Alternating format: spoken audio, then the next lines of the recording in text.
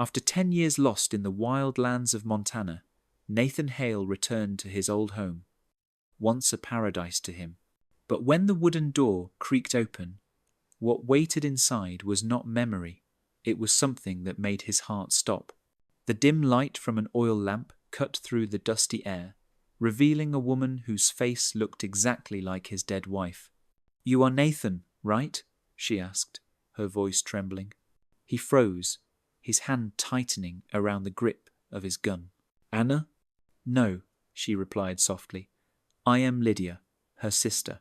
The air turned still. The past and the present collided like two hammers striking each other. In that moment, Nathan understood. The most terrifying thing was not death, but when the past returned, wearing the face of the one you once loved. If you want to know what happens next, hit like, subscribe, and ring the bell, because the next part will get even crazier. The wind screamed through the Montana canyons, tearing at the world as if it wanted to rip apart memory itself. Nathan Hale sat silently on the porch of his wooden cabin, clutching a cup of cold coffee. The cold did not make him shiver. It only reminded him of the winter 10 years ago, the one that buried everything he loved. In 1877, Anna Whitmore, a Denver socialite, left behind her silks and pearls to follow a poor cowboy. At their first dance, she said, "You do not talk much." That is because I have nothing to say to someone like you." Anna laughed, her laughter as clear as wind chimes. "That is exactly why I want to hear you talk." 2 months later, they were married. She left her ballroom nights and jewelry behind, moving to live with him among the open plains. On golden afternoons, she would rest her head on his shoulder and whisper, "I never knew happiness could feel so peaceful." Then winter came. A blizzard lasted 6 weeks, and in the 6th week, Nathan dug his wife's grave with his bare hands. Her voice faded with the wind. Nathan. Now, 10 years later, Lydia, her sister, sat reading the old letters, whispering, "You are Nathan, right?" The candlelight flickered. The past had come alive again. Outside, the wind roared across the frozen fields. Inside that lonely house, Lydia set the diary down. The flame reflected in her brown eyes, an expression both familiar and strange. Nathan stood there, lost in his own memories. "How did you find me?" he asked, his voice hoarse. "Through my sister's letters," Lydia answered softly. "She wrote about you, and about the happiness she once found here." Nathan turned away, his eyes fixed on the old bed. "She died in that room, on that bed, and I could not save her." Lydia did not look away. "But she lived happily here. Those 2 years were worth more than a lifetime." Outside, the wind howled. The road back to town was buried in snow. Lydia could not leave. She built a fire, her hands trembling. The small warmth illuminated her face, and in that fragile glow, Nathan felt something he thought had died. His heart began to beat again. 3 slow weeks passed, each day falling like grains of sand in an old clock. Lydia stayed. She could not cook. The bacon burned. The coffee was so bitter it could strip paint. Yet every morning she tried again. Nathan never complained. He simply watched in silence, realizing he was smiling more than he had in years. She learned to ride, clumsy but brave. On her first trip to the fields, she fell 3 times and was nearly charged by a bull. But every time she fell, she stood up again, eyes glowing with a fire he had never seen in Anna. Anna had been a calm stream. Lydia was a flame. And Nathan, whether he wanted to or not, began to see her differently, the way she bit her lip when concentrating, how she brushed her hair back with a sunburned hand, the way her laughter brightened the room. Each small detail made his heart tremble. Then came the night that changed everything. December winds screamed around the cabin, like starving beasts. Nathan had to ride into town for salt and ammunition. He had not gone far when he saw smoke rising from the direction of the house. The smell burning wood, whiskey, and danger. 2 drifters had found their way there. Through the window, Nathan saw Lydia cornered, holding an old Winchester rifle. One man laughed darkly. "We just want a place to sleep. And a bit of warmth, sweetheart." "Get out," Lydia shouted, her voice shaking but firm. He sneered. "You even know how to use that gun?" Before he could find out, Nathan was already behind him. A knife flashed in the firelight. The first man dropped without a sound. The second turned only to face the black barrel of a Colt aimed straight at him. "Leave," Nathan said, his voice like ice. Silence fell. Lydia collapsed to the floor, trembling. Nathan helped her up, whispering, "It is all right. You are safe now." "And?" She looked up, her brown eyes blazing in the firelight. They were so close he could feel her breath on his skin. Then every boundary fell, warmth, desire, guilt, all blending into one. Until Nathan's gaze met the old wedding photo on the table, Anna smiling, gentle and distant. He froze, his breath breaking. "No, I cannot," he whispered, stepping back. "God forgive me." He walked out of the burning light, leaving Lydia alone in the darkness and ashes. Outside, the wind had stopped, but inside him, a storm had just begun. 3 days after that night, the cabin was so silent he could hear his own heartbeat. Nathan and Lydia moved around each other like 2 lost souls, speaking little, looking less, trying to forget what could not be forgotten. Nathan threw himself into work. He fixed fences that were not broken, cleaned the stables though they were frozen, rode out into the plains just to avoid facing her.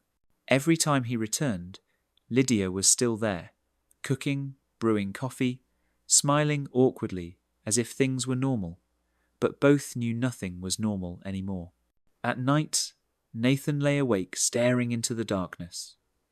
The image of Lydia's trembling shoulders, her breath against his skin, kept replaying in his mind.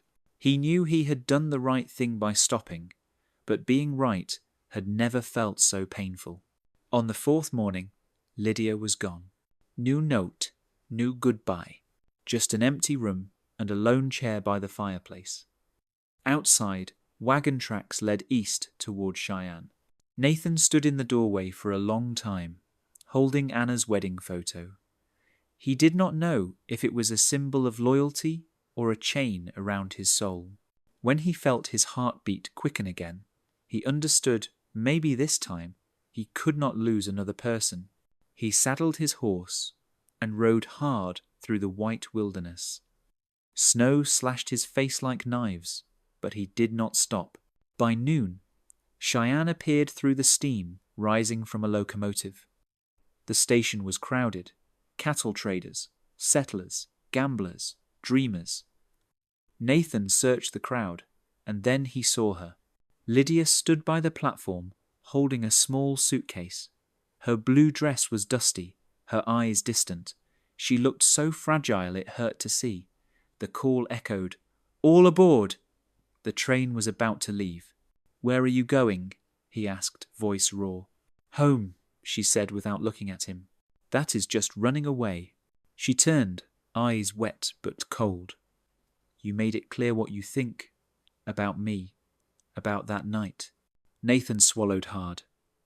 "I think you are the only person who makes me forget my fear and my past, and that, to me, is more dangerous than death." Lydia's lips trembled. "So loving you is a sin." The whistles screamed. She stepped onto the train and paused. "Anna is gone, Nathan, but you keep living as if you were buried with her. Maybe that is not what she wanted." The door closed, steam hissing white. He stood still as the train vanished around the bend. Amid the wind and snow, Nathan Hale realized he had once again lost something he had never truly held. 2 days after Lydia left, Nathan lived like a ghost. The small house that once echoed with laughter now felt so empty, even his breath sounded loud. He wandered among memories, the chair where she used to read, the hearth she once struggled to light, the handkerchief still lying on the table. Each reminded him he was being punished. By the third morning, he could not take it anymore.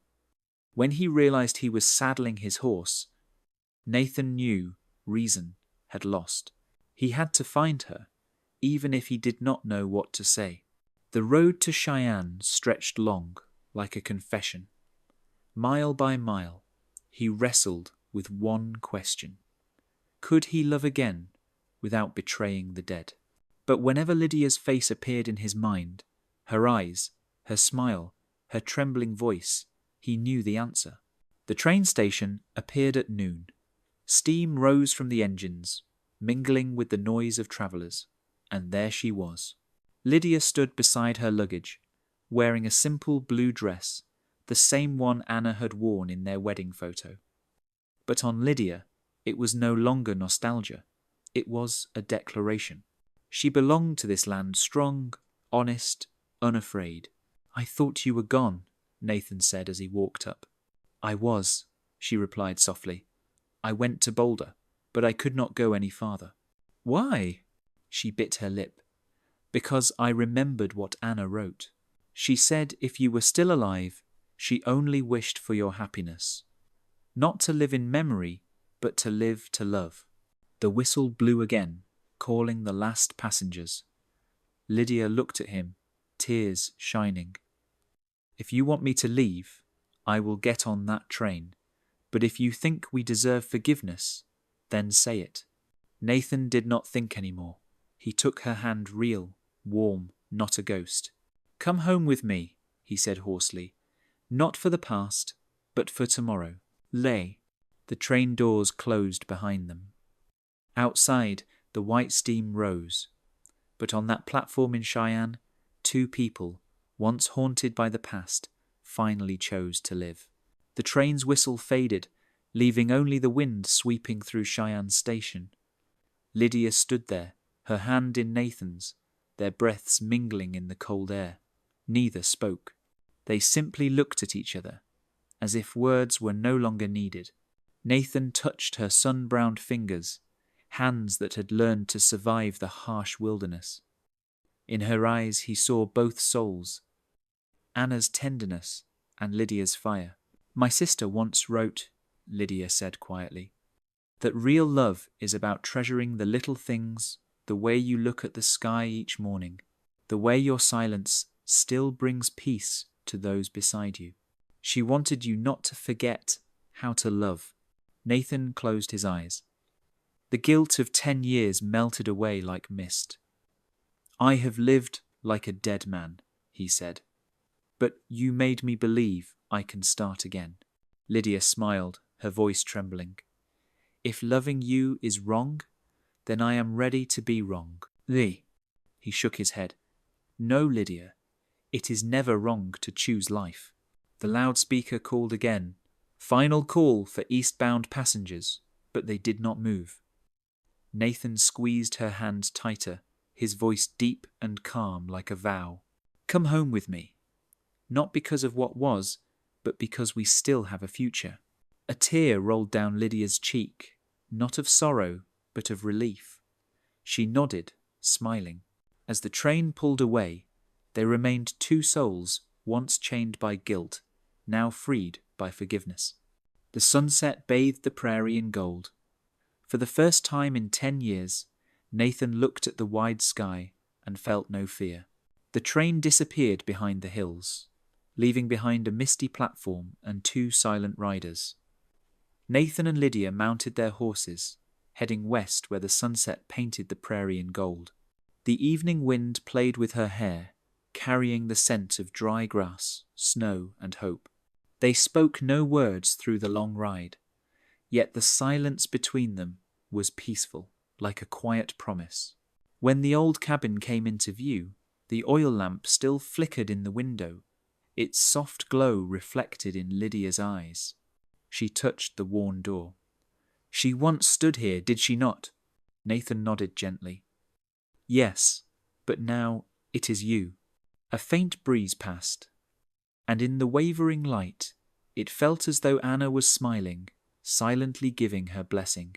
Nathan turned and said softly, I do not know what the future holds, but if anyone can make me believe in tomorrow, it is you. Lydia smiled. Then let us believe together. Inside the fireplace, the flames danced, driving away 10 years of darkness. Outside, winter still lingered, but in that small house, spring had begun. This story shows me that sometimes the hardest forgiveness is not for others, it is for ourselves. Nathan and Lydia did not just rediscover love, they found the courage to live again. Everyone carries a winter inside their heart, and only when we dare to open the door can the light finally come in. If this story touched your heart, please like, subscribe, and share, and stay tuned for the next stories to come. 200